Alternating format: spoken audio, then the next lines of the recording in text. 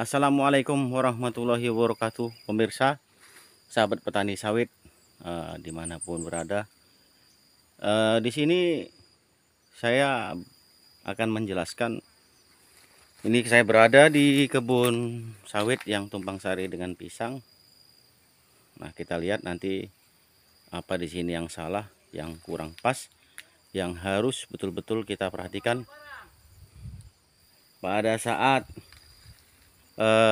tumpang sari pisang dengan sawit. Nah, pisang memang menguntungkan untuk tumpang sari di satu sisi dengan hasil yang begitu lumayan untuk sebelum sawit ini menghasilkan.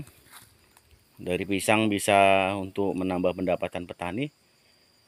Tapi kita jangan salah, tanaman kelapa sawit juga butuh untuk penyinaran matahari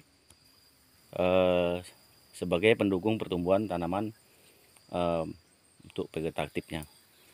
Jadi kalau kita menanam tanaman pisang terlampau rapat, maka yang terjadi adalah tanaman akan mengalami terlindungin ataupun etiolasi. Nah, seperti ini.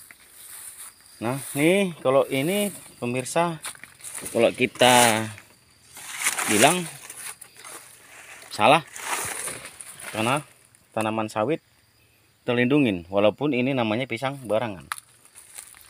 Nah, ini kita lihat ini terlampau rapat antara batang dengan sawitnya sehingga tanaman tertutupin. Nah, kalau udah begini sebenarnya langkah yang kita lakukan untuk antisipasi karena sudah terlanjur, maka kita harus mengurangi daunnya supaya matahari masuk.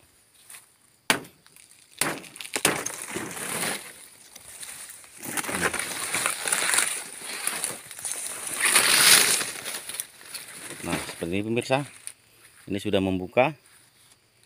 Nah, mau kita seperti ini, tetap pisang berproduktif, tapi jangan sampai tanaman pokok, tanaman sawitnya ternaung seperti ini. Nah, kita lihat lagi di depan.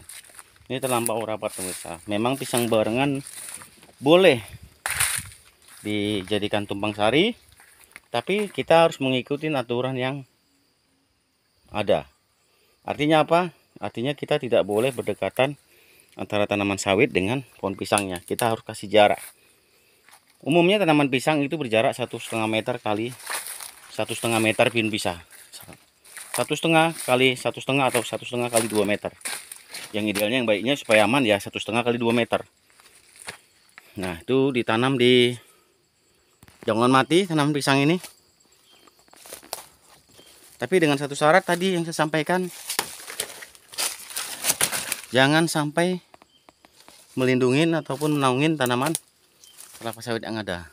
Nah, ini kalau ini kita nilai kurang baik karena tanaman sawit ternaungin, jadi terlampau berdekatan tanaman sawitnya dengan pohon pisangnya. Nah, idealnya seperti ini pemirsa. Ini tanaman sawit. Ini saya lihat ini pisangnya. Ini berjarak. Kita upayakan jarak antara sawit dengan pohon ke satu dengan satu yang lain di dalam barisan. Jangan ditanam pisang, tapi melainkan gawangan mati ataupun gawangan hidup. Itulah yang kita budidayakan tanaman pisang. Kalau kita paksakan ditanam, maka tampaknya tanaman sawit ini akan mengalami etiolasi. Nah, ini pemirsa. Jadi boleh kita petani menanam pisang untuk pendapatan, tapi kita harus mengatur jarak tanam yang ada agar supaya tanaman pisang sawitnya yang tidak ternaungin atau teretolasi. Nah, seperti ini pemirsa. Jadi kita harus paham bahwasanya tanaman kelapa sawit ini butuh matahari untuk fotosintesis. Jadi memang pisang barangan ini dia tanaman yang berdaun pendek, tidak panjang seperti kepok.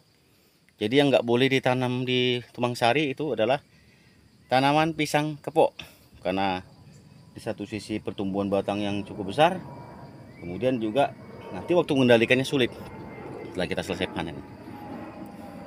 Peluang untuk etiolasi pada tanaman pisang kepok lebih tinggi daripada pisang barangan. Pisang barangan ini 9 bulan, 10 bulan sudah mulai berbuah. Pisang barangan bisa kita budidayakan selama 2 periode, anakan pertama dari induknya. Nah, selebih dari itu maka harus kita bongkarlah tanaman pisang ini.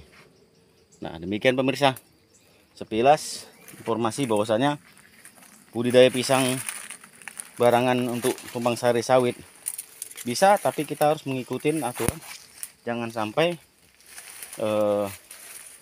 tanaman kelapa sawit terlalu rapat ya tanaman pisang ini dengan sawit, maka akan terjadi etiolasi seperti ini.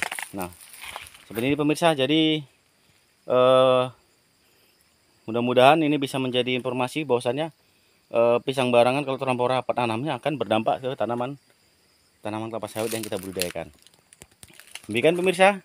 Terima kasih. Assalamualaikum warahmatullahi wabarakatuh.